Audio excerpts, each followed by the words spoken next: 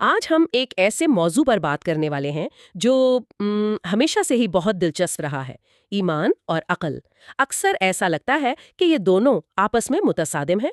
हमारे पास जो मवाद आया है उसमें एक एतराज बार बार सामने आता है, और वो ये कि भाई हम सिर्फ उस चीज को मानते हैं जो नजर आए, जो मादी हो, जिसे हम लेबोरेटरी में टेस्ट कर सकें।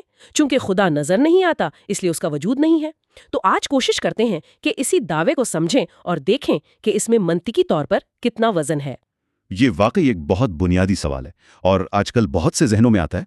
और इसकी अच्छी बात यह है कि इसका जवाब जज्बात से नहीं बल्कि खालिसतन अक्ल और मंतिक से दिया जा सकता है। ये साइंस और ईमान की कोई जंग नहीं है, बल्कि उनके दायराकार को समझने की बात है। ठीक है, तो फिर सबसे पहले इसी मुतालबे से शुरू करते हैं। खुदा को लेबोरेटरी में साबित करो। जैसे हम देखते हैं कि हाइड्रोजन और ऑक्सीजन को मिलाने से पानी बनता है, ये एक ठोस हकीकत है। तो खुदा के लिए ऐसा कोई सबूत क्यों नहीं? लेकिन यहाँ एक सवाल ये भी है कि साइंस तो चलती ही सबूत पर है। अगर हम इस उसूल को खुदा के मामले में छोड़ दें तो ये एक खतरनाक रास्ता नहीं होगा? आपने बहुत अहम नुक्ता उठाया है। ये खतरनाक रास्ता तब होता अगर हम अक्ल को छोड़ने की बात करते, लेकिन यहाँ मामला बिल्कुल उलट है। ये मुतालबा ही अपने आप में गैर मंतकी है। इसको समझने के लिए एक छोटी सी मिसाल लेते हैं। फर्ज करें आपके हाथ में अल्लामा इकबाल का कुलियात है। आप कहते हैं कि मैं शायर को तभी मानूंगा जब तुम मुझे उससे इस किताब के किसी लफ्ज या सफ़े के अंदर दिखा दो। क्या ये मुमकिन है? नहीं, बिल्कुल भी नहीं। मुसन्निफ तो किताब से बाहर होता है, वो किताब का खालिक है, उसका कोई किरदार थोड़ी है। बिल्कुल, आपने खुद ही जवाब दे दिया। मुसन्निफ ने किताब तख्लीक की है, वो खुद इस किताब का हिस्सा नहीं है। यही गलती वो शख्स कर रहा है जो खुदा को कायनात की किसी लैबोरेटरी में ढूंढ रहा है। खुदा इस कायनात का खालिक है, इसका हिस्सा या जुज़्व नहीं। साइंस का काम ये बताना है कि ये कायनात कैसे काम करती है। ये तख्लीक के अंदर के कवानीन को समझती है। ये नहीं बताती कि ये सब किसने बनाया। तो ये दायराकार का फर्क है। जी, इसे फ़लसफ़े की ज़ुबान में कैटेगरी एरर कहते हैं, यानी एक चीज़ को गलत ज़ुमरे में तलाश करना। कैटेगरी एरर, ये दिलचस्प है। इसकी थोड़ी और वजाहत करेंगे? मतलब ये सिर्फ कोई फलसफियाना बात है या इसकी कोई आम फहम मिसाल भी है? इसकी बहुत सी मिसालें हैं। जैसे कोई शख्स कहे कि मुझे टीम स्पिरिट दिखाओ। आप उसे खिलाड़ी दिखा सकते हैं, उनका खेल दिखा सकते हैं, लेकिन टीम स्पिरिट को मादी तौर पर नहीं दिखा सकते। सही, आप सिर्फ उसके असरात देख सकते हैं। बिल्कुल। इसी तरह कोई यूनिवर्सिटी देखने जाए और कॉलेज, लाइब्रेरी सब कुछ देखने के बाद पूछे कि ये तो ठीक है, लेकिन असल यूनिवर्सिटी कहाँ है? वो ये नहीं समझ पा रहा कि यूनिवर्सिटी उन सब चीज़ों को चलाने वाले निज़ाम का नाम है, कोई अलग से इमारत नहीं। खुदा को लेबोरेटरी के टेस्ट ट्यूब में तलाश करना बिल्कुल ऐसी ही कैटेगरी एरर है। जिसने लेबोरेटरी बनाई वो टेस्ट ट्यूब के अंदर कैसे मिलेगा? अच्छा, तो पहला नुक्ता ये हुआ कि ये सवाल ही अपनी बुनियाद में गलत है। ये सवाल पूछना ही मौजू को ना समझने के बराबर है। लेकिन फ़र्ज़ करें कोई ये कहे कि चलो ठीक है, लेबोरेटरी में नहीं, लेकिन कम से कम मुझे उसे अपने हवास से महसूस तो होना चाहिए। क्योंकि अगला एतराज़ यही आता है कि जो चीज़ हवा से खमसा यानी देखने, सुनने, छूने की गिरफ्त में ना आए, वो तो बस एक वहम है। ये एक और दिलचस्प नुक्ता है।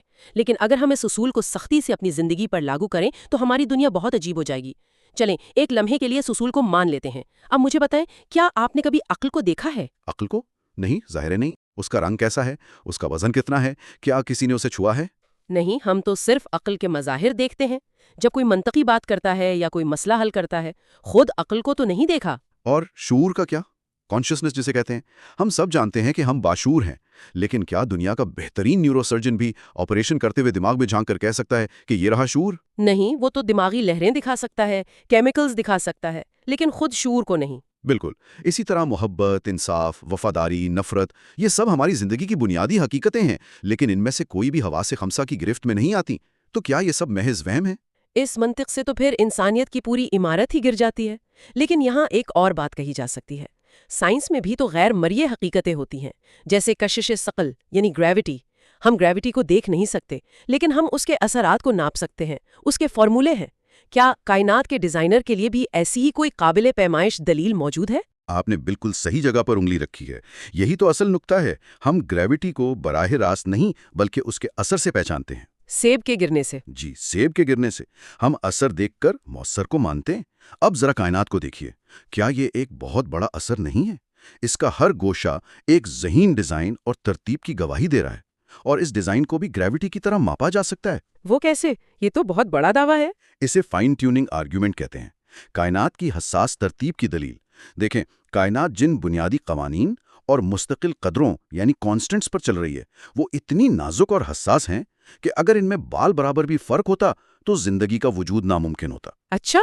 मिसाल के तौर पर ग्रेविटी की कुव्वत اگر یہ ذرا سی بھی زیادہ طاقتور ہوتی تو کائنات بننے کے فوراً بعد اپنے ہی بوجھ تلے سکڑ کر ختم ہو جاتی، اور اگر ذرا سی کمزور ہوتی تو ستارے اور کہکشائیں کبھی بن ہی نہ پاتے۔ یہ تو واقعی حیران کن ہے، یعنی ایک چھوٹی سی تبدیلی اور سب کچھ ختم۔ صرف یہی نہیں، زمین کا سورج سے فاصلہ، اس کا جھکاؤ، ہمارے ایٹماسفیئر کی بناوٹ، سب کچھ زندگی کے لیے بالکل ٹھیک ترتیب دیا گیا ہے۔ صرف ڈی این اے کو ہی دیکھ لیں، اس میں موجود معلومات کو اگر کتابی شکل میں لکھا جائے تو 1000 کتابوں کی لائبریری بھر جائے گی، اور یہ سب کچھ ایک خلیے کے مرکزے میں سما جاتا ہے۔ یہ زندگی کا پروگرامنگ کوڈ ہے۔ 1000 کتابوں جتنی معلومات ایک خلیے میں، یہ سوچ کر ہی ذہن گھوم جاتا ہے۔ مطلب یہ سوچنا کہ اربوں کہکشائیں اور زندگی کا اتنا پیچیدہ کوڈ خود بخود ایک معنی خیز نظام میں ڈھل گئے، یہ واقعی عقل کو چیلنج کرتا ہے۔ بالکل۔ تو جس طرح گریوٹی کے اثرات کو ریاضی سے ناپا جاتا ہے، اسی طرح اس ڈیزائن کے وجود میں آنے کے امکانات یعنی پروبیبلٹی کو بھی ناپا جا سکتا ہے، اور ریاضی ہمیں بتاتی ہے کہ یہ سب کچھ اتفاقاً ہو جانے کا امکان تقریباً 0 ہے۔ یہ ایسا ہی ہے جیسے آپ ایک پہاڑ کی چوٹی سے لاکھوں حروف نیچے پھینکیں اور وہ خود بخود جڑ کر شیکسپیئر کا کوئی ڈرامہ بن جائیں۔ ایک جملہ بھی نہیں بنے گا، پوری کتاب تو بہت دور کی بات ہے۔ بالکل۔ تو یہ بے مثال ترتیب اور ذہانت کسی اندھے اتفاق کی طرف نہیں، بلکہ ایک عظیم ذہانت، ایک سپر انٹیلیجنس کی موجودگی کی طرف واضح اشارہ کرتی ہے۔ لیکن ماہر، یہاں ایک اور جدید نظریہ سامنے آتا ہے، وہ ہے ملٹی ورس کا نظریہ۔ کچھ سائنسدان کہتے ہیں کہ شاید کھربوں کائناتیں موجود ہیں، اور ہم خوش قسمتی سے اس ایک کائنات میں ہیں جہاں یہ سب اتفاقاً ٹھیک ہو گیا، تو شاید کسی ڈیزائنر کی ضرورت ہی نہیں ہے۔ یہ ایک دلچسپ فکری تجربہ ہے، لیکن دلیل کے طور پر بہت کمزور ہے۔ اول تو ملٹی ورس کا نظریہ خود سائنس کے دائرے سے باہر ہے، یہ ناقابل مشاہدہ ہے۔ اسے ٹیسٹ نہیں کیا جا سکتا؟ جی، اسے نہ آپ ثابت کر سکتے ہیں نہ غلط ثابت کر سکتے ہیں، تو یہ خود ایک قسم کا مابعد و طبیعتی عقیدہ بن جاتا ہے۔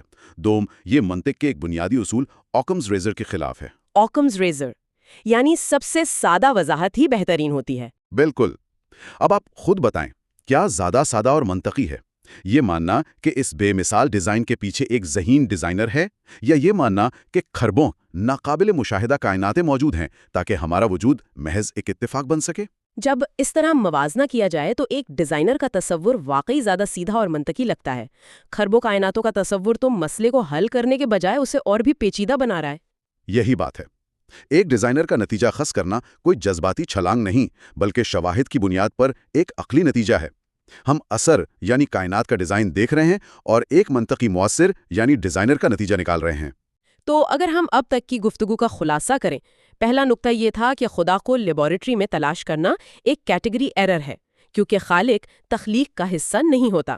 دوسرا نقطہ یہ کہ صرف حواس خمسہ پر انحصار کرنا خود غیر منطقی ہے، کیونکہ عقل اور شعور جیسی حقیقتیں بھی حواس سے ماورا ہیں۔ اور تیسرا، کائنات کا ڈیزائن اور اس کی حساس ترتیب اتفاق کا نتیجہ نہیں ہو سکتی، بلکہ یہ ایک ذہانت کی طرف واضح اشارہ ہے۔ آپ نے بالکل درست خلاصہ کیا، اور یہ سب نکات ہمیں ایک ہی نتیجے پر پہنچاتے ہیں۔ مسئلہ سائنس، عقل یا شواہد کا نہیں ہے، مسئلہ اس تنگ نظری یا اس اینک کا ہے جسے مادہ پرستی یعنی مٹیریلزم کہتے ہیں۔ یہ ایک فلسفیانہ موقف ہے، کوئی سائنسی حقیقت نہیں۔ اچھا، یہ پہلے سے ہی فرض کر لیتا ہے کہ مادی دنیا کے علاوہ کچھ بھی موجود نہیں۔ جب آپ یہ اینک پہن لیتے ہیں تو پھر آپ کو ہر چیز کا جواب مادے کے اندر ہی ڈھونڈنے کی مجبوری ہوتی ہے، چاہے وہ کتنا ہی غیر منطقی کیوں نہ لگے۔ گویا یہ پہلے سے نتیجہ اخذ کر کے پھر اس کے مطابق دلائل تلاش کرنے والی بات ہے۔ جی ہاں، یہ اینک پہن کر انسان حقیقت کے ایک بہت بڑے اور اہم حصے کو دیکھنے سے خود کو محروم کر لیتا ہے۔